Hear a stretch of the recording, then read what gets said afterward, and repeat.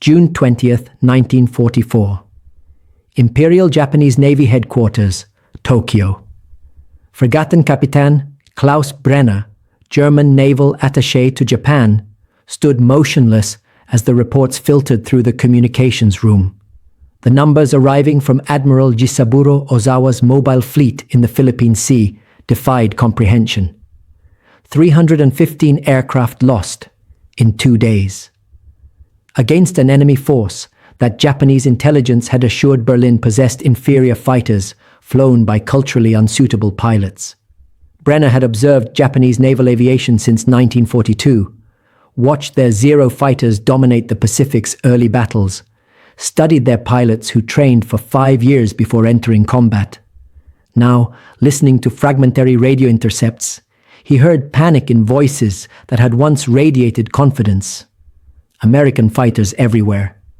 We cannot escape. They are faster. They are stronger. Our ammunition is gone, and still they come. The German officer's hand trembled slightly as he wrote in his secure dispatch to Berlin. The Americans have deployed a fighter aircraft that renders Japanese air superiority obsolete. In 48 hours, they have destroyed what Japan spent years building. The aircraft is designated F-6F Hellcat. Intelligence suggests production exceeds anything we believed American industry capable of achieving. What Brenner couldn't know, what no Axis observer had fully grasped, was that 11,000 miles away in Bethpage, New York, Grumman Aircraft Engineering Corporation was completing one F-6F Hellcat every 47 minutes. That the Great Marianas turkey shoot he was documenting wasn't a battle, but an industrial execution.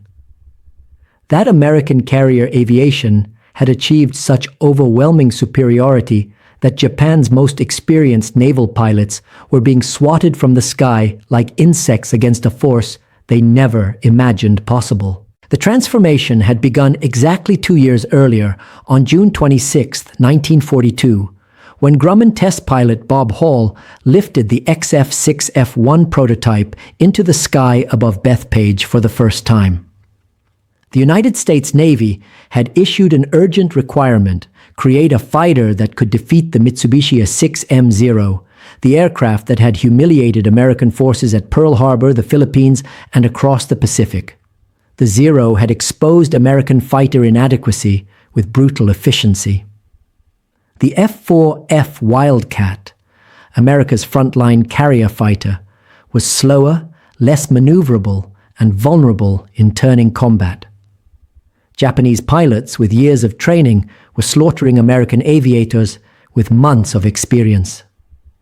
By mid-1942, the loss ratios were catastrophic. For every Zero destroyed, America lost 3 fighters. Grumman's chief engineer, William Schwendler, and his design team leader, Leroy Grumman himself, understood that matching Japanese agility was impossible. American pilot training programs, though accelerating, couldn't replicate Japan's 5-year regimen. Instead, they would leverage American advantages: industrial production capacity, powerful engines, heavy armament, and rugged construction.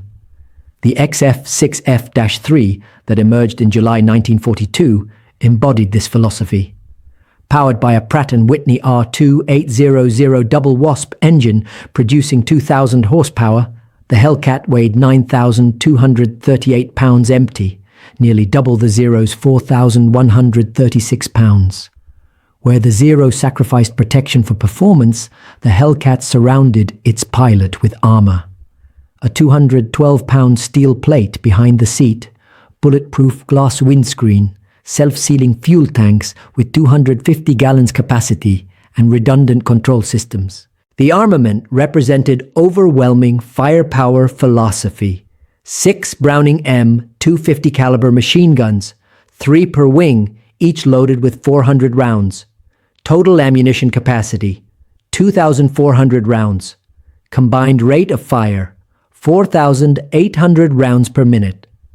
At the gun's convergence point, 1,000 feet ahead, the Hellcat could deliver 80 half-inch projectiles per second into a target area 6 feet in diameter. German observers in Tokyo noted these specifications with growing alarm. Counter-Admiral Paul Wenneker, German naval attaché before Brenner, had warned Berlin in December 1942, "The Americans are not building fighters to Japanese specifications. They are building fighters to American specifications. Mass, power, firepower, survivability. If they achieve production at scale, Japanese advantages in pilot skill will become irrelevant." Berlin dismissed these warnings. The Nazi leadership, consumed by racial theories about Japanese superiority and American weakness, couldn't conceive that industrial capacity might overcome warrior culture. They were about to learn otherwise through Japanese suffering. Grumman's production planning began before the prototype flew. Roy Grumman, who had founded the company in 1929, understood that naval aviation would demand thousands of fighters. He designed the Hellcat for mass production with interchangeable parts, modular construction, and simplified assembly. While the Zero required 15,000 man-hours to build, hand-fitting components to each airframe, the Hellcat needed just 7,500 man-hours with completely standardized parts. The Bethpage plant expanded rapidly through 1942. New buildings rose on Long Island farmland. Assembly lines stretched for hundreds of feet. Training programs converted housewives and teenagers into aircraft workers. By January 1943, when the first production F6F-3 rolled out, Grumman employed 25,000 workers operating 3 shifts around the clock. January 16, 1943. USS Essex, Pacific Ocean. Lieutenant Commander Edward Butch O'Hare, Medal of Honor recipient and America's first ace, climbed into F6F-3 number 04775 for the Hellcat's combat debut. VF-6, his squadron, had just transitioned from Wildcats. The pilots were skeptical. The Hellcat was huge, heavy, nothing like the nimble fighters they'd trained on. O'Hare's first impression contradicted every expectation. The cockpit was spacious, visibility excellent through the bubble canopy. The controls, though heavy compared to the Wildcat, were precise and responsive. Most importantly, the R2800 engine generated power that transformed the big fighter into something unexpected. It climbed at 3,240 feet per minute at sea level, faster than any Japanese fighter. At 17,300 feet, it could reach 376 miles per hour, 50 miles per hour faster than the Zero. During the Marshall Islands operation, O'Hare led the first Hellcat combat mission. 4 F6F-3s encountered 8 Mitsubishi G4M Betty bombers, escorted by 6 Zeros. The engagement lasted 8 minutes. The Hellcats destroyed 5 bombers and 2 Zeros without loss. O'Hare's combat report captured what would become the Hellcat's defining characteristic. The aircraft absorbs punishment that would destroy other fighters. I took multiple 7.7mm hits with no system failures. Our firepower is decisive. The concentrated 6-gun battery destroys targets with short bursts. German intelligence in Tokyo obtained this report through Japanese sources. The analysis submitted to Berlin noted ominously, "If American production matches performance, Japanese naval aviation faces systematic destruction." One aircraft cannot offset this combination of durability and firepower, but German analysts, like the Japanese counterparts, vastly underestimated American production capacity. By March 1943, Grumman was producing 15 Hellcats daily. By June, 20 daily. The Bethpage plant operated as a precision machine, with components flowing from 6,000 suppliers across 42 states. Pratt & Whitney R2800 engines arrived from Connecticut. Hamilton Standard propellers came from Massachusetts. Instruments, radios, and guns were manufactured in a dozen states and assembled with perfect interchangeability. The Japanese, observing this production acceleration through intelligence channels, struggled to comprehend the scale. In 1943, Japan's entire aviation industry produced 16,693 aircraft of all types. Grumman alone produced 2,545 Hellcats that year, and production was accelerating. Mitsubishi's Nagoya plant, Japan's largest aviation facility, employed 8,000 workers producing 180 Zeros monthly at peak. Grumman employed 25,000 workers producing 600 Hellcats monthly by late 1943. The disparity extended beyond numbers. Every American Hellcat featured standardized equipment: IFF transponders, VHF radios, radar altimeters, gyroscopic gun sights. Japanese Zeros, even late war models, often lacked functioning radios. Japanese pilots used hand signals and wing waggling for communication. American pilots coordinated through crystal-clear voice communications, sharing tactical information instantaneously. September 1st, 1943. Tarabul, Papua New Guinea. Lieutenant, junior grade, Hamilton McWhorter III, flying from USS Essex, engaged a formation of 20 Zeros, protecting Japanese bombers attacking American positions. His after-action report documented the evolving American tactical doctrine that would prove devastating. We approached from 8,000 feet above the enemy formation. Diving attack full throttle. Airspeed exceeded 400 miles per hour.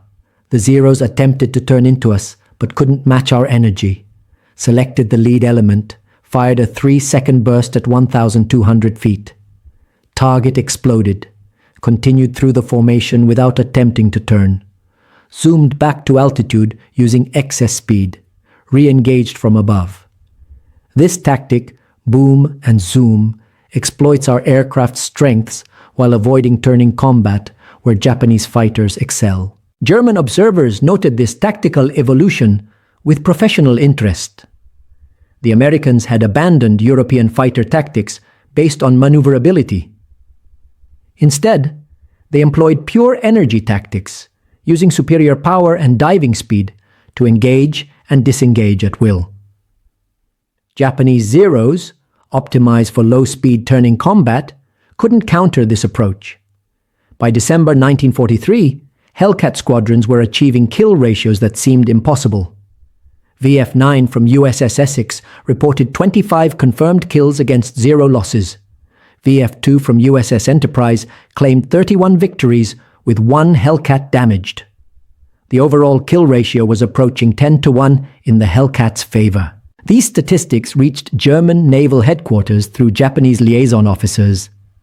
Vice Admiral Werner Fuchs, analyzing the data, reported to Grand Admiral Karl Dönitz, "The Americans have achieved air superiority through industrial superiority. Each Hellcat is individually inferior to peak performance Zeros in certain parameters. But Americans produced 20 Hellcats for every Zero. Their pilots received 300 flight hours training versus Japan's declining 100 hours. And their tactical doctrine exploits mechanical advantages. This is industrial warfare at its most effective. The pilot training disparity would prove as decisive as aircraft performance." In 1943, American naval aviation training required 18 months and 300 flight hours before carrier qualification. Students progressed through primary, intermediate, and advanced training in aircraft specifically designed for instruction. The SNJ Texan Advanced Trainer alone allowed students to master combat maneuvers safely. Japanese training, by contrast, was collapsing under attrition. The experienced instructors who had created Japan's elite carrier pilots were dead, shot down over Guadalcanal, Rabaul, and the Solomons. Replacement training took 6 months and provided 100 flight hours. By early 1944, new Japanese pilots were entering combat with 60 hours of flight time, barely able to land on carriers, incompetent in aerobatic combat. This training crisis intersected with another American advantage. Combat experience was systematically disseminated through the American training system. Pilots rotated from combat to training duty, bringing real-world experience to students. Combat footage was analyzed and distributed. Tactical improvements discovered in the Pacific reached training commands within weeks and were incorporated into curriculum immediately. Lieutenant Commander John Thatch, who had developed the famous Thatch-Weave defensive tactic while flying Wildcats, returned from combat to help train Hellcat pilots. His tactical innovations, distributed throughout the training pipeline, gave every new pilot combat-proven techniques. Japanese pilots, by contrast, learned through trial and error in combat, with fatal consequences for most. By early 1944, the disparity between American and Japanese carrier aviation had become a chasm. American carriers operated with 80 to 90 aircraft each, including 36 to 54 fighters. Japanese carriers, even at full strength, embarked 60 to 75 aircraft with only 18 to 27 fighters. American carrier groups included dedicated replenishment vessels that could replace aircraft losses within days. Japanese carriers, once aircraft were lost, remained depleted until they returned to Japan for re-equipping. The scale of American preparation for the Philippine Sea operation stunned German observers. By June 1944, the U.S. Navy's Fast Carrier Task Force under Admiral Mark Mitcher comprised 15 carriers, 7 battleships, 21 cruisers, and 69 destroyers.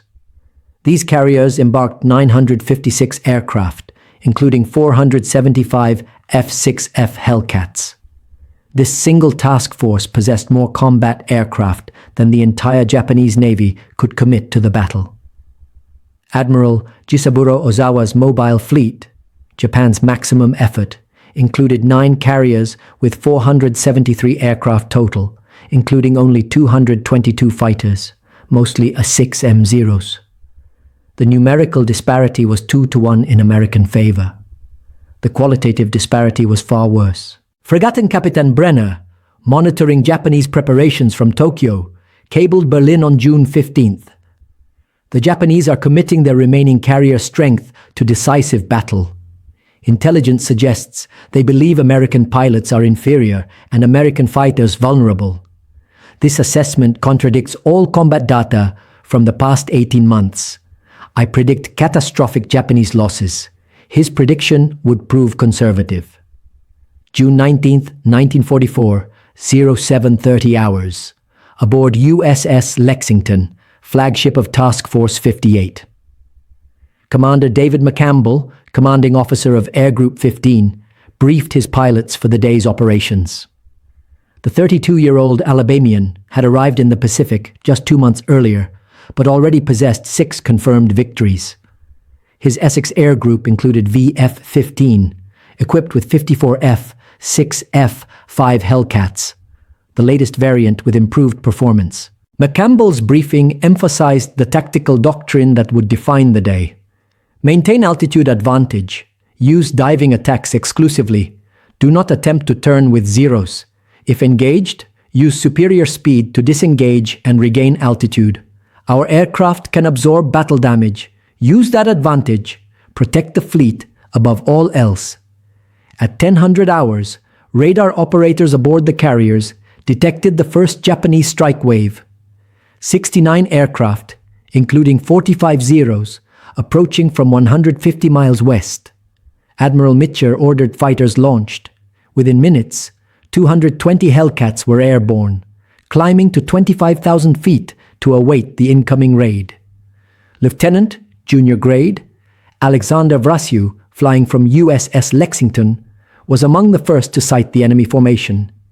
His radio call, Tally-ho, large enemy formation, Angels 18, bearing 265, triggered the engagement that would become legendary as the Great Marianas Turkey Shoot. What followed wasn't a battle. It was systematic destruction. The Japanese formation, led by inexperienced pilots who had never seen combat, flew in rigid formations that American pilots recognized from training films. The Zeros, burdened with external fuel tanks they forgot to drop, were slow and unmaneuverable. The Japanese bombers, mostly Nakajima B-6NGs and Yokosuka D-4Y Judys, flew without evasive action, trusting their fighter escort to protect them. WWII led his division into the formation from 8,000 feet above. The Hellcats dove at full throttle, reaching 440 miles per hour. At that speed, the Zeros might as well have been standing still. WWII selected a Judy bomber, fired a 2-second burst from 1,000 feet. The 650 caliber guns produced a stream of tracers that converged on the bomber's engine. The aircraft disintegrated, its wings separating from the fuselage. WWII zoomed back to altitude using his excess speed. Below him, the Japanese formation was coming apart under attacks from dozens of Hellcats. Zeros were attempting to turn into their attackers, but couldn't gain advantage against fighters that refused to turn. The American pilots simply dove, fired, and climbed away before the Zeros could respond. In 6 minutes, WWII shot down 6 Japanese aircraft. His guns emptied after the 6th victory, forcing him to break off. As he turned toward the carrier, he looked back at the carnage. The sky was filled with burning aircraft falling toward the ocean. Japanese pilots were abandoning aircraft, parachutes blossoming like flowers across the blue sky. The first Japanese strike wave lost 42 aircraft. Only 27 reached the American fleet, where they faced anti-aircraft fire so intense that German observers monitoring radio traffic compared it to the flak defenses over Germany. Ships fired proximity-fused shells, a technology Japanese intelligence didn't know existed. These shells exploded when they sensed nearby aircraft, creating shrapnel clouds impossible to evade. Of the 27 aircraft that reached the fleet, 22 were destroyed by anti-aircraft fire. The remaining 5 scored no hits on any American ship. 0 aircraft returned to the Japanese carriers. Every plane was destroyed, every pilot killed or captured. Aboard the German submarine U-537, monitoring American radio traffic from 500 miles distant, Korvettenkapitän Peter Schru recorded the engagement. The Americans are coordinating hundreds of fighters through voice radio communications. Their pilots report targets, coordinate attacks, and warn each other of threats continuously. The Japanese appear to have no comparable communication ability. This engagement resembles target practice more than air combat. The second Japanese strike wave, launched at 900 hours, fared even worse. 128 aircraft, including 48 Zeros, encountered American Hellcats that had been vectored precisely to the intercept point by radar-directed fighter controllers. The American pilots, many on their second sortie of the day, fell on the Japanese formation with murderous efficiency. Commander McCampbell, leading his second sortie, described the engagement in his after-action report. The enemy formation was larger, but completely disorganized. No combat spread, no altitude advantage, no tactical coordination. We engaged from above with full altitude and speed advantage. My division destroyed 7 confirmed in the first pass, re-engaged multiple times. The enemy pilots showed no advanced training. Their evasive maneuvers were textbook and predictable. Most failed to even see us before we fired. The second wave lost 97 aircraft before reaching the fleet. The remaining 31 faced anti-aircraft fire that destroyed 28 more. 3 aircraft survived to drop bombs and torpedoes, all of which missed. The entire second wave was annihilated. In Tokyo, Fregattenkapitän Brenner was receiving fragmentary reports from Admiral Ozawa's flagship. The numbers were surreal. 130 aircraft lost in 2 hours, against an enemy force that seemed to possess infinite fighters and perfect coordination. The third Japanese strike wave, launched at 1000 hours, included 47 aircraft and Japan's most experienced remaining pilots. These men, survivors of previous battles, understood what they faced. Many recorded final messages before launching, knowing they wouldn't return. Lieutenant Kyoto Furuta, commanding a Zero fighter squadron, transmitted his final radio message as his formation approached the American fleet. "We face superior numbers, superior aircraft, superior tactics. Japan's carrier aviation dies today. Remember us. The 47 aircraft of the third wave were destroyed completely. Not one returned. The fourth wave, 82 aircraft launched at 1100 hours, included the last of Japan's experienced carrier pilots. This formation divided, attempting to approach from multiple directions simultaneously. It made no difference. American radar detected all groups. Hellcats were vectored to each formation. The result was the same: systematic annihilation. By 1400 hours, when the last Japanese aircraft fell burning into the Philippine Sea, the accounting was complete. From 373 Japanese aircraft launched, 330 were destroyed. Of 130 American fighters engaged, 7 were lost, 4 to operational accidents rather than combat. The kill ratio was 47-1.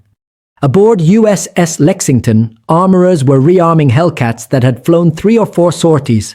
Pilots, exhausted and dehydrated, were being helped from cockpits by plane handlers. Some had been in the air for 6 hours across multiple sorties. Most had expended all ammunition at least once. Alexander Vratsiu, after landing from his second sortie with 6 confirmed victories in one day, collapsed on the flight deck. Medics revived him with water and oxygen.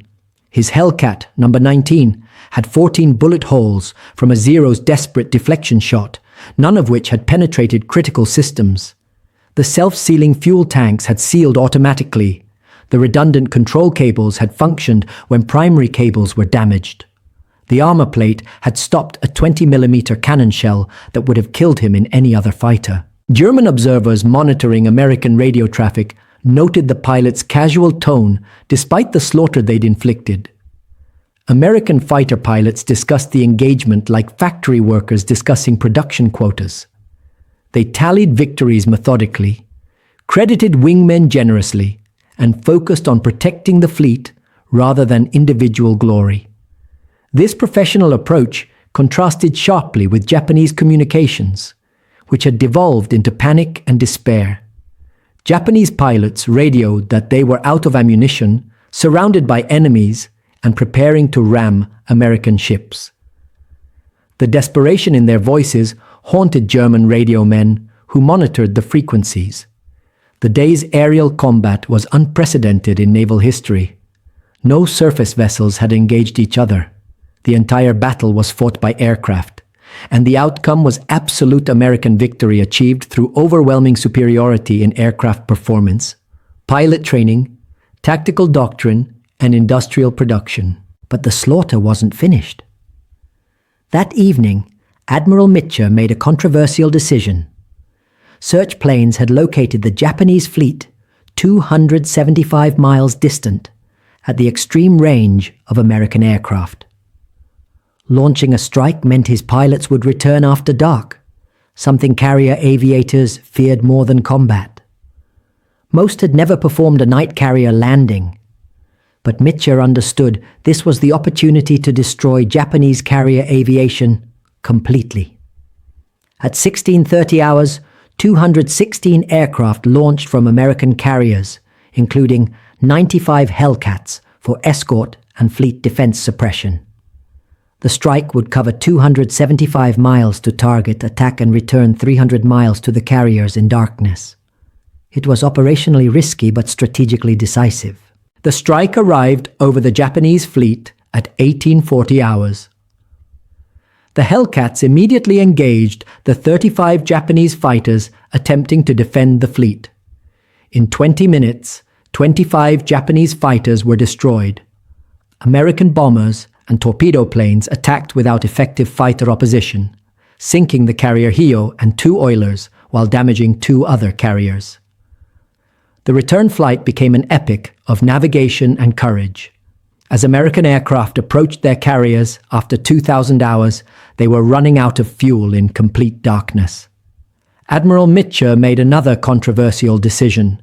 He ordered all carrier lights turned on, creating a beacon visible for 50 miles. It violated every blackout doctrine, invited submarine attack, and exposed the fleet to any surviving Japanese aircraft. But it saved his pilots. 80 aircraft landed safely, guided by the lights. 20 ditched near the fleet when they ran out of fuel, their crews mostly recovered by destroyers. 16 were lost to operational accidents, but the strike had achieved its goal. Japanese carrier aviation was functionally extinct. The Battle of the Philippine Sea concluded on June 20th, with American forces in complete control. The final accounting revealed the magnitude of Japanese disaster. Japan had lost 395 carrier aircraft in 2 days, including 290 shot down by Hellcats. 3 carriers were sunk. Most critically, Japan had lost 445 veteran air crewmen who represented what remained of their carrier aviation expertise. American losses totaled 130 aircraft, mostly operational casualties during the night recovery. Only 29 were lost to enemy action. Of 475 Hellcats engaged, 22 were lost, achieving a 13-to-1 kill ratio. In Tokyo, Fregattenkapitan Brenner compiled his final report to Berlin. The battle demonstrates American industrial warfare at its apex. Their F-6F Hellcat fighter is produced in quantities that make Japanese losses irreplaceable, while American losses are negligible. More significantly, American pilot training creates competent aviators in 18 months, while Japan requires 3 years and no longer has time or resources for such training. The Hellcat specifications enable tactics that Japanese fighters cannot counter. Superior speed allows disengagement at will. Superior power enables sustained altitude advantage. Superior armament destroys targets efficiently. Superior durability protects pilots who survive to gain experience.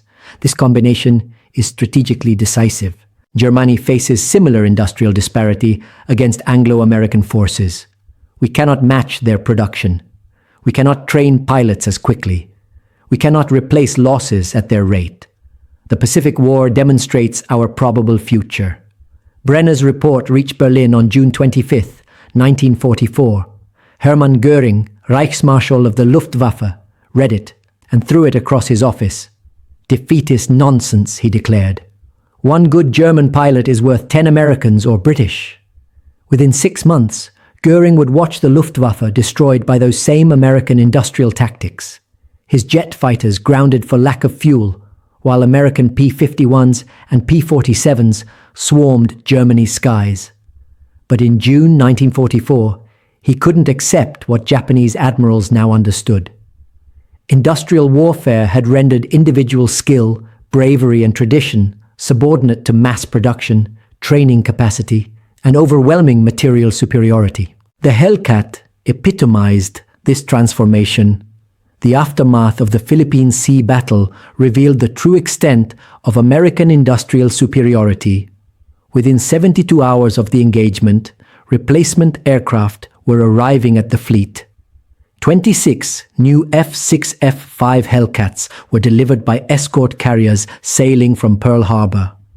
Damaged aircraft were repaired or stripped for parts aboard the carrier's own maintenance facilities. By June 24th, Task Force 58's fighter strength exceeded pre-battle levels. Japan, conversely, could never replace what was lost. The 395 carrier aircraft destroyed represented 65% of Japanese carrier aviation strength. The 445 aircrew killed included most of Japan's remaining experienced pilots. Carrier Divisions 1 and 2 were effectively extinct as combat formations. Japan would never again mount a significant carrier operation. Grumman's Bethpage plant, informed of the battle's results by July 1st, increased production in response. By September 1944, the plant was completing 1 Hellcat every 47 minutes, 25 per day, 750 per month. Total employment reached 32,000 workers. The production miracle that had seemed impossible in 1941 was routine by mid-1944. The statistical comparison between American and Japanese production revealed insurmountable disparity. In 1944, Grumman produced 6,139 Hellcats. Mitsubishi produced 2,884 Zero fighters. But the gap widened when including all American fighter production. That year, America manufactured 38,873 fighters of all types, while Japan managed 13,811 combat aircraft total across all categories. German aviation industry analysts studying these figures understood their implications immediately. Oberst Edgar Peterson, Luftwaffe production liaison in Tokyo, cabled Berlin in August 1944. American fighter production exceeds combined Axis output by factor of 3. Their pilot training pipeline produces 30,000 aviators annually versus our 15,000. Most significantly, American pilots receive 300 flight hours before combat, while ours receive 120 hours. Japanese now receive 60 hours. Superior training in superior aircraft creates compounding advantage. We cannot overcome this through tactical excellence or individual courage. The Hellcats' combat record bore out this analysis. By September 1944, F-6F squadrons had destroyed 2,462 Japanese aircraft in aerial combat, while losing 178 Hellcats to enemy fighters, a kill ratio of 13.8 to 1. When including all causes of loss, combat and operational, the ratio remained an astounding 1:9 to 1. Individual Hellcat pilots were achieving victory totals that surpassed entire Luftwaffe squadrons. Commander David McCampbell, whose exploits during the Philippine Sea Battle had earned him the Navy Cross, continued his devastating effectiveness. On October 24, 1944, during the Battle of Leyte Gulf, McCampbell and his wingman encountered a formation of 60 Japanese aircraft. McCampbell's after-action report captured the culmination of Hellcat superiority, engaged large enemy formation over central Philippines. My wingman and I were alone, 60 enemy aircraft including 20 Zeros and 40 bombers. We possessed altitude advantage and surprise. Diving attack from 5,000 feet above. Destroyed 9 confirmed in 40 minutes. Expended all ammunition. No damage to either Hellcat. The enemy showed no coordinated response.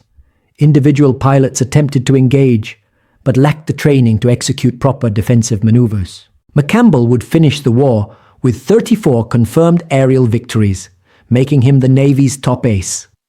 Remarkably, all 34 victories were achieved in just 7 months of combat flying the Hellcat. He never required a replacement aircraft. His original Hellcat, Mincy III, survived the entire deployment, despite taking battle damage on multiple occasions. The Hellcat's durability became legendary among pilots and terror-inducing among enemies. Ensign George Bullard's aircraft absorbed 262 hits from Zero machine guns and cannons during a December 1944 engagement. The Hellcat remained flyable. Bullard landed aboard USS Essex, where maintenance crews counted the holes before declaring the aircraft repairable. It returned to combat after 72 hours of maintenance. German technical intelligence obtained a captured Hellcat in the Philippines in late 1944. The evaluation conducted by Luftwaffe engineers revealed design philosophy they hadn't fully appreciated from intelligence reports. The aircraft sacrifices maximum performance for operational reliability, the report stated. Engine produces 2,000 horsepower continuously without overheating, versus German engines rated for maximum power only during emergencies. Fuel systems include redundancy unknown in German designs. Hydraulics feature dual independent systems. Control surfaces have backup cables. Electrical systems include redundant generators. This over-engineering creates weight penalty that German doctrine would reject. But combat effectiveness proves American approach correct. The Hellcat pilot who survives 100 missions in a durable aircraft kills more enemies than a pilot in a lighter, faster fighter who survives only 20 missions before mechanical failure or battle damage proves fatal. The Luftwaffe evaluation concluded with a recommendation that was never implemented. German fighter design should incorporate American durability philosophy. Our current emphasis on maximum performance has created aircraft that are mechanically unreliable and vulnerable to battle damage. The Me-109 and FW-190, while technically superior in certain parameters, suffer unacceptable loss rates from mechanical failures and minor battle damage.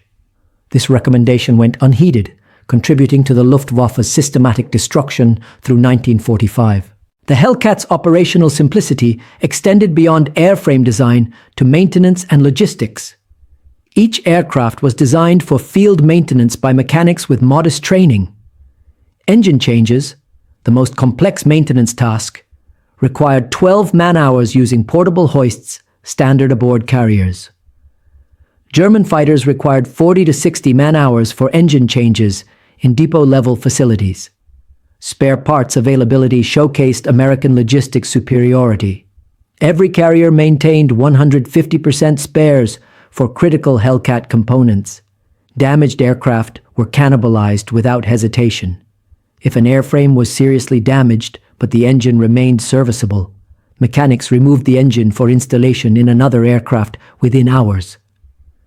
Germans, constrained by limited production, attempted to repair everything, creating maintenance backlogs that grounded aircraft for weeks. The Hellcat's adaptability to carrier operations proved equally significant.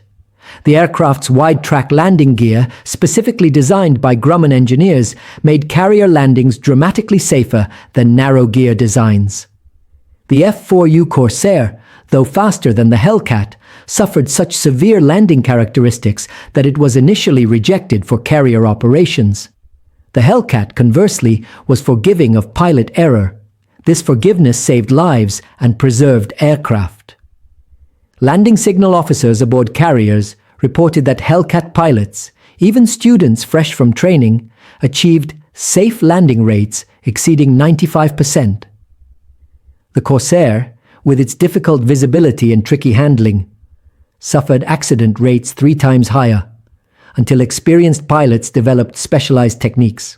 By late 1944, Hellcat production had created a surplus that enabled operational flexibility impossible for Axis forces.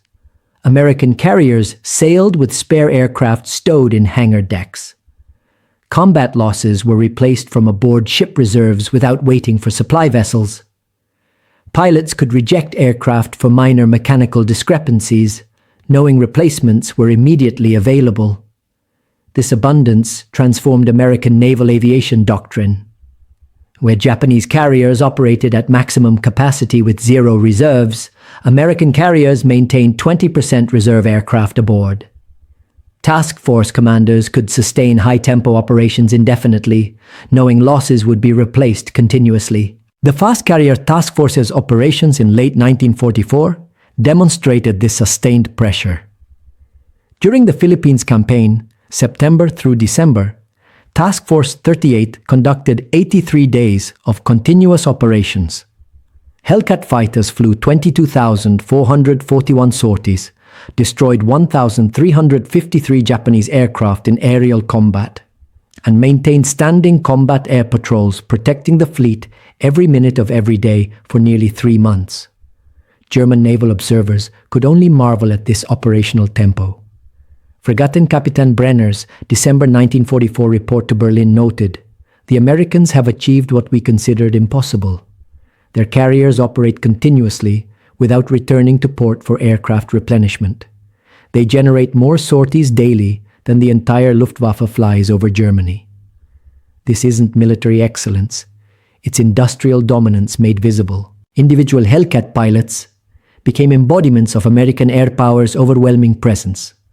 Lieutenant Cecil Harris, flying from USS Essex, achieved 24 confirmed victories while protecting the fleet during the Philippines campaign. His aircraft, nicknamed Cecil's Surprise, accumulated over 300 combat hours without requiring major maintenance.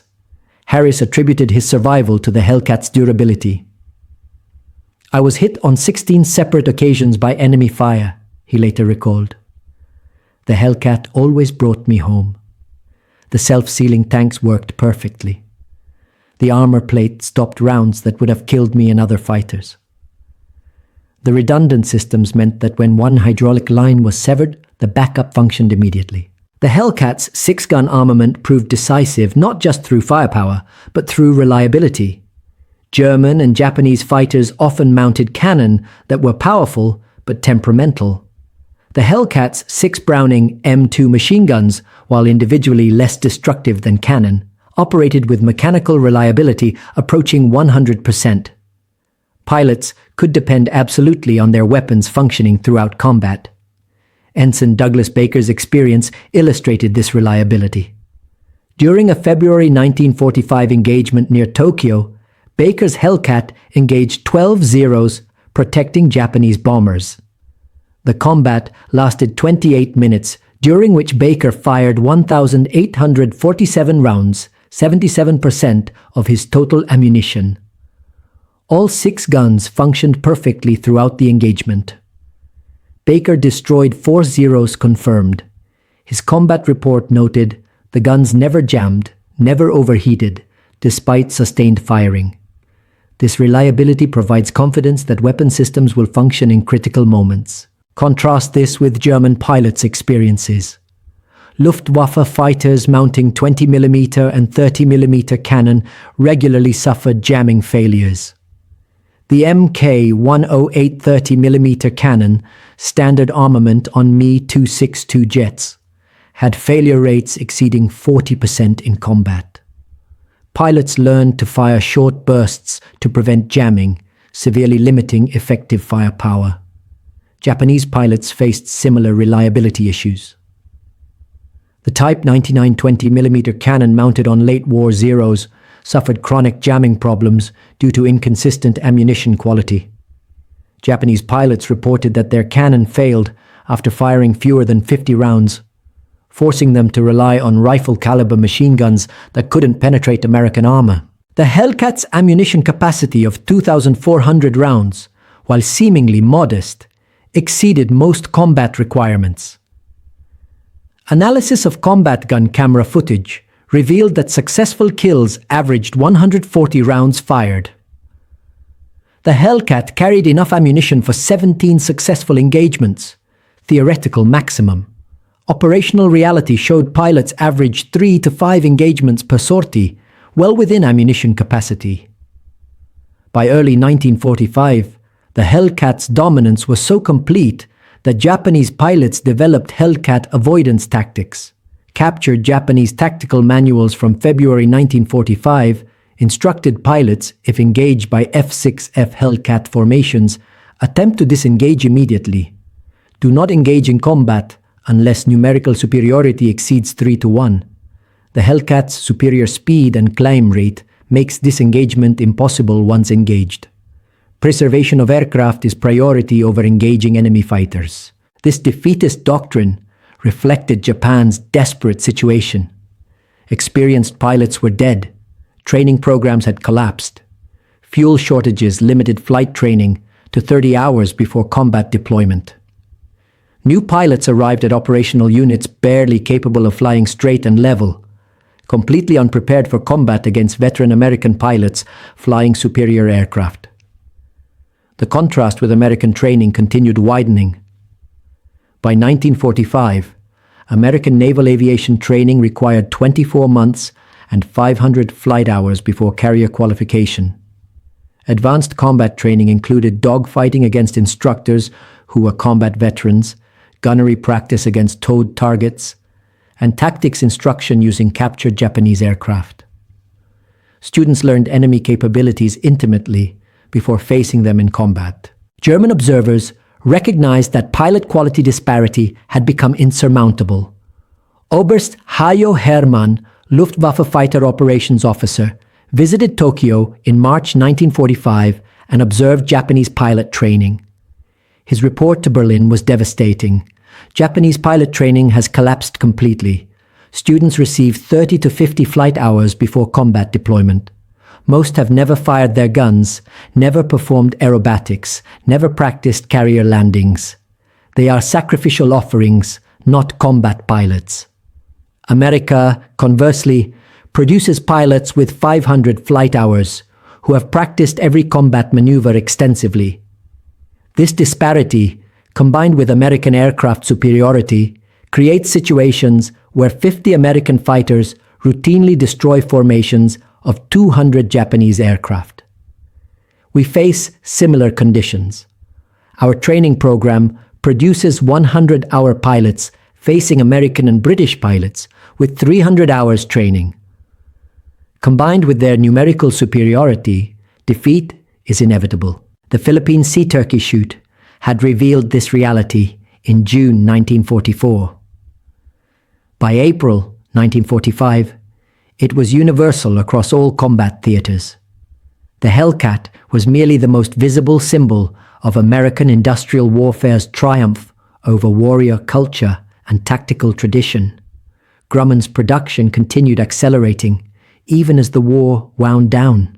April 1945 saw 945 Hellcats produced, the highest monthly total of the war.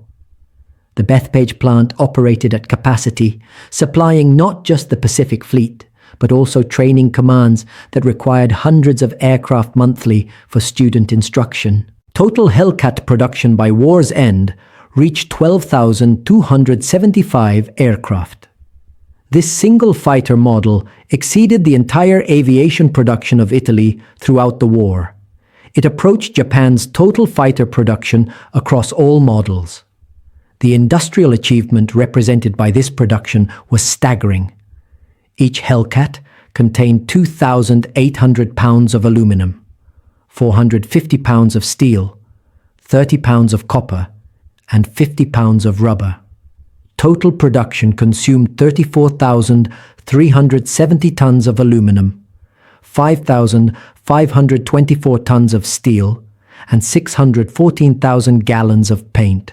The supply chain supporting Hellcat production involves 6,000 contractors across 42 states. Pratt & Whitney manufactured the R2800 engines in Connecticut. Hamilton Standard produced propellers in Massachusetts. Instruments came from New York, radios from New Jersey, guns from Connecticut, tires from Ohio. This distributed production network ensured that no single attack could halt production, unlike concentrated German and Japanese factories vulnerable to strategic bombing. May 1945 brought final combat statistics. Hellcat squadrons had destroyed 5,223 enemy aircraft in aerial combat, 75% of all Navy and Marine Corps aerial victories. An additional 1,500 enemy aircraft were destroyed in strafing attacks on airfields and shipping. Against these 6,723 enemy aircraft destroyed, the Navy lost 270 Hellcats to enemy fighters and 553 to all combat causes, including anti-aircraft fire and operational losses. The final aerial kill ratio stood at 19.1 to 1, the highest of any American fighter aircraft in World War II. When including all causes of loss, the ratio remained 12 to 1. No other fighter in history had achieved such dominance. Individual Hellcat pilots' achievements illustrated this success. 34 Navy and Marine pilots became aces flying exclusively the Hellcat, meaning they achieved 5 or more victories in the aircraft. Commander David McCampbell's 34 victories made him the Navy's top ace. Captain Eugene Valencia scored 23 victories. Lieutenant Cecil Harris achieved 24 victories. The list continued with pilots whose names became synonymous with American air power. But beyond the aces, thousands of ordinary pilots achieved extraordinary results simply by flying the Hellcat competently. Ensign William Henry, who never achieved ace status with only 3 confirmed victories, flew 147 combat missions protecting the fleet. His Hellcat absorbed battle damage on 14 occasions, but never failed to return him safely. He represented the typical Hellcat pilot, professional, competent, and alive at war's end because his aircraft protected him. German naval intelligence compiled a final assessment of the Hellcat in May 1945. The document, discovered in captured files after Germany's surrender, provided Axis perspective on American achievement. The F-6F Hellcat represents industrial warfare's triumph over traditional military values. Individually, the aircraft is unexceptional. German and Japanese fighters exceed its performance in specific parameters. But the Hellcat's combination of characteristics creates synergy that proves decisively superior. Adequate performance in all categories beats exceptional performance in limited categories. The Hellcat is adequately fast, adequately maneuverable, adequately armed. But it is exceptionally durable, exceptionally reliable, and exceptionally producible. American doctrine exploits these advantages through tactics emphasizing durability over agility, firepower over speed, and systematic coordination over individual brilliance. Most significantly, the Hellcat is produced in quantities that render losses operationally irrelevant. America accepts 12% loss rates because replacement aircraft arrive faster than attrition. Japan and Germany attempt to minimize losses because replacement is impossible. This fundamental difference determines strategic outcomes regardless of tactical results. The report concluded with an admission that would have seemed impossible in 1941. American industrial capacity has proven decisive. Their ability to produce weapons in quantities that overwhelm enemy forces, while simultaneously training operators to use those weapons competently, creates advantages that traditional military excellence cannot overcome. Germany and Japan never understood this reality until too late. Post-war analysis by American naval historians confirmed these assessments. The Battle of the Philippine Sea was not won on June 19, 1944. It was won in 1942 when Grumman designed an aircraft specifically for industrial production, and in 1943 when American training commands created a pipeline producing competent pilots faster than combat could consume them. The Turkey Shoot was merely the visible manifestation of invisible advantages. Industrial capacity, training infrastructure, logistics sophistication, and tactical doctrine all converged to produce an outcome that seemed like slaughter, but was actually mathematical inevitability. Japanese survivors of the battle understood this. Vice Admiral Jisaburo Osawa, who commanded the mobile fleet at Philippine Sea, testified after the war, "We were defeated before the battle began. American aircraft were superior. American pilots were better trained. American numbers were overwhelming. American tactics were sound. We had courage and spirit. They had everything else." The comparison of specific aircraft capabilities misses the larger reality. One American Hellcat, supported by American industry, training, and doctrine, was worth 10 Japanese Zeros supported by collapsing infrastructure and dying expertise. German pilots who flew captured Hellcats after the war unanimously praised the aircraft. Oberst Johannes Steinhoff, who test flew a Hellcat in 1946, reported, "The aircraft is a pilot's dream. Visibility is excellent. Controls are responsive, but not oversensitive. The engine provides power that makes almost any maneuver possible. Most importantly, the pilot feels protected. The armor, the redundant systems, the sturdy construction all contribute to confidence that allows aggressive tactics." German fighters often forced defensive flying because pilots knew any hit might prove fatal. The Hellcat encouraged offensive tactics because pilots trusted the aircraft to protect them. This psychological factor proved as important as technical specifications. American pilots flew aggressively because they trusted their aircraft. Japanese pilots, particularly late-war replacements, flew timidly because they knew their Zeros offered no protection. This psychological disparity compounded material advantages. The Hellcat's post-war service further demonstrated its excellence. Unlike many wartime designs that became obsolete at war's end, Hellcats remained in frontline service until 1954. The aircraft's durability and reliability made it ideal for reserve squadrons that required simple maintenance. Several foreign nations, including France and Uruguay, operated Hellcats into the 1960s. More significantly, the Hellcat's design philosophy influenced all subsequent American naval fighters. The emphasis on durability, reliability, and ease of maintenance became standard requirements. The F-9F Panther jet that flew in Korea, the F-4 Phantom that dominated Vietnam, and the F/A-18 Hornet that serves today all reflect Grumman's Hellcat design principles. Protect the pilot, build redundancy into all systems, and create aircraft that can be maintained by average mechanics in harsh conditions. In 1985, at the 40th anniversary reunion of the Battle of the Philippine Sea, surviving pilots gathered aboard USS Lexington, now a museum ship. Commander David McCampbell, then 75 years old, spoke to the assembled veterans and their families.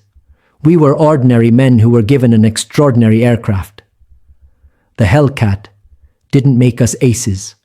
It kept us alive long enough to become aces. The Japanese pilots we faced were brave. Many were skilled. But they flew aircraft that their country couldn't produce in adequate numbers, couldn't support with spare parts, couldn't protect with armor. They were sent to die. We were sent to win. The difference was American industry. A Japanese pilot, Zenji Abe, who had survived the Philippine Sea battle and attended the reunion as a guest, spoke next. In June 1944, I was 22 years old, flying my 9th combat mission. I had 120 hours of flight time. The American pilot who shot me down probably had 500 hours of training before entering combat. His aircraft was faster, more durable, better armed than my Zero. He had radar directing him to intercept me. He had radio communication with dozens of other American fighters. I had none of these advantages. I survived only because my aircraft crashed near an American destroyer that rescued me rather than leaving me to drown. That rescue taught me that Americans valued life, even enemy life, more than we valued our own pilots. Your industry could replace aircraft. Ours could not. So you protected pilots while we spent them. This is why you won. The reunion's final ceremony included a flyover by one of the few airworthy Hellcats remaining. The aircraft, restored to pristine condition, passed over the assembled veterans at 1,000 feet. The sound of the R-2800 engine, that distinctive roar that had meant death to Japanese pilots and safety to American pilots, brought tears to faces on both sides. The Hellcat's legacy extends far beyond its kill ratios and production numbers. It represents the moment when warfare irrevocably changed from contests of individual warriors to competitions of industrial systems. The ace pilots who achieved fame flying Hellcats were products of a system that created thousands of competent pilots, hundreds of thousands of aircraft workers, and millions of tons of supporting infrastructure. Germany and Japan, clinging to warrior traditions and racial superiority myths, never understood this transformation until defeat forced recognition. Their ace pilots, flying aircraft that were often technically superior in specific parameters, were systematically overwhelmed by adequate aircraft produced in overwhelming numbers and flown by adequately trained pilots who benefited from superior doctrine, coordination, and support. The arithmetic was inescapable. Japan produced 10,939 Zero fighters throughout the war. America produced 12,275 Hellcats, plus 12,571 F-4, U Corsairs, plus thousands of other fighters. Japan trained perhaps 15,000 fighter pilots total. America trained 60,000. Japan's aviation fuel production peaked at 180,000 barrels monthly. America produced 1.5 million barrels daily. These disparities, multiplied across all categories of military production, guaranteed Axis defeat regardless of tactical brilliance or individual courage. The Hellcat embodied this reality. It was a good aircraft made great by quantity, supported by superior training, employed through sound tactics, and sustained by limitless logistics. The final statistics tell the story. 12,275 Hellcats produced. 5,223 enemy aircraft destroyed in aerial combat. 19.1-to-1 kill ratio. 270 Hellcats lost to enemy fighters. 307 American pilots became aces flying Hellcats. Thousands more survived the war because the Hellcat protected them. But beyond statistics lay human stories. Thousands of American pilots who returned home to families, built careers, raised children. Thousands of American aircraft workers, 40% of them women, who built the aircraft that won the war and then returned to building the peace. Thousands of mechanics who kept the Hellcats flying under impossible conditions aboard carriers that operated continuously for months. The Hellcat story is ultimately American industry's story. The transformation of a nation from Depression-era unemployment to history's greatest industrial power in just 4 years.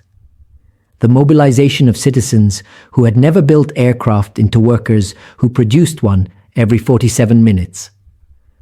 The creation of training programs that converted farm boys into fighter pilots in 18 months. Most profoundly, the Hellcat demonstrated that democratic industrial society, when forced to fight, could overcome any authoritarian regime regardless of that regime's military tradition or warrior culture.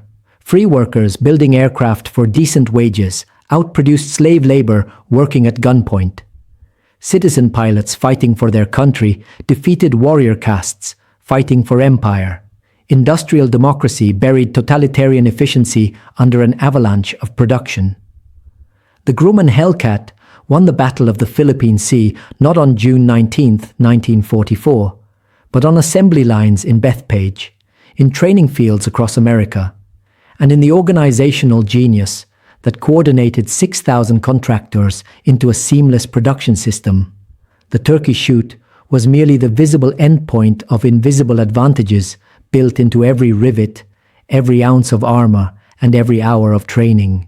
When the last Hellcat rolled off Grumman's assembly line on November 13, 1945, it marked not just the end of production, but the end of an era.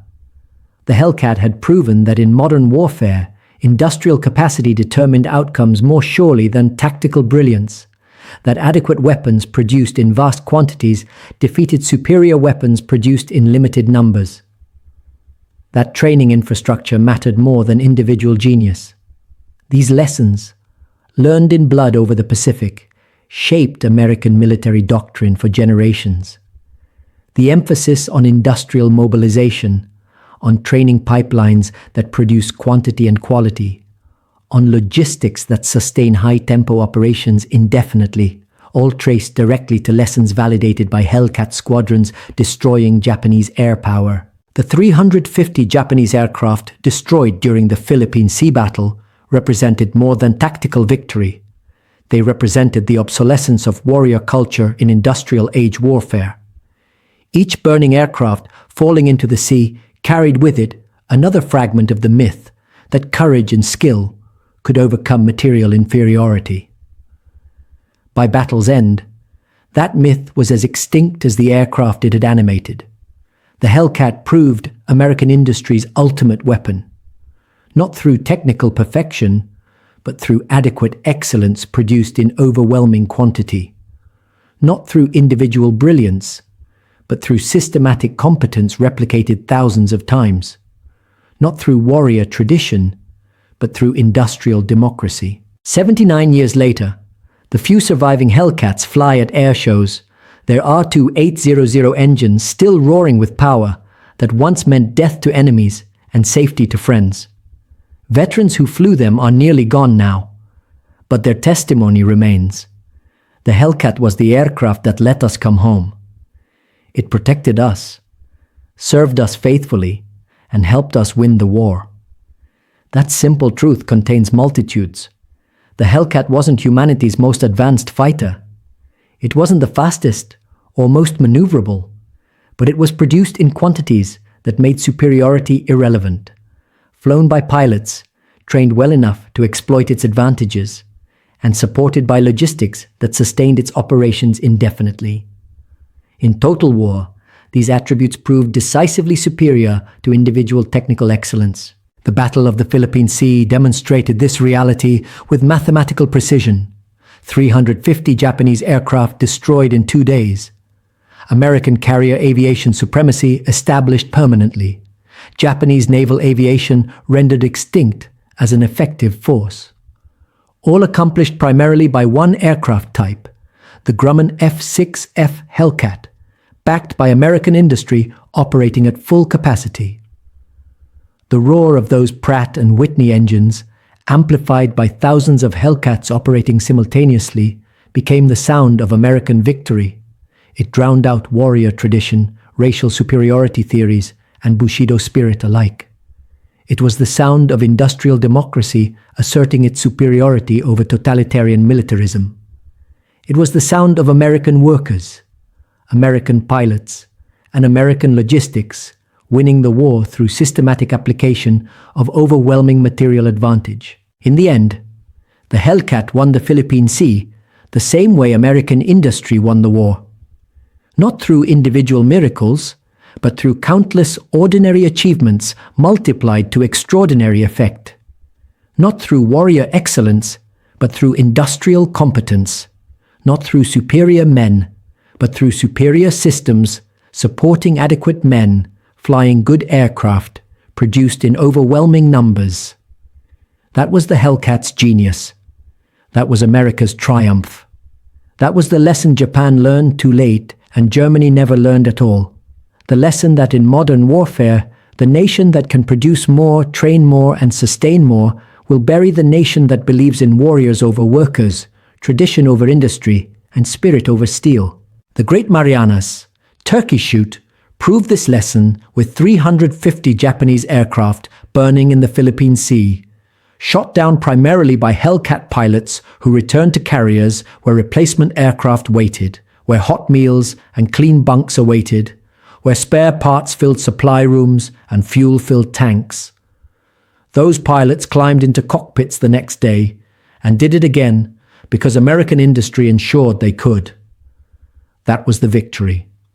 Not heroism, though there was plenty. Not tactical genius, though there was that too. But industrial capacity applied systematically, relentlessly, overwhelmingly, until the enemy simply ceased to exist as an effective force. The Hellcat was the weapon. American industry was the power behind it. Together, they rewrote history and proved that free people, when united, could bury tyranny under an avalanche of production. The final word belongs to an unnamed Grumman worker, a woman who riveted Hellcat wings in Bethpage, quoted in a 1945 newspaper article. Every time I drove that rivet, I thought about some American boy who'd be flying that plane. I wanted him to come home to his mother. So I drove every rivet perfectly. 12,000 of us did that, millions of times. That's how we won, one rivet at a time.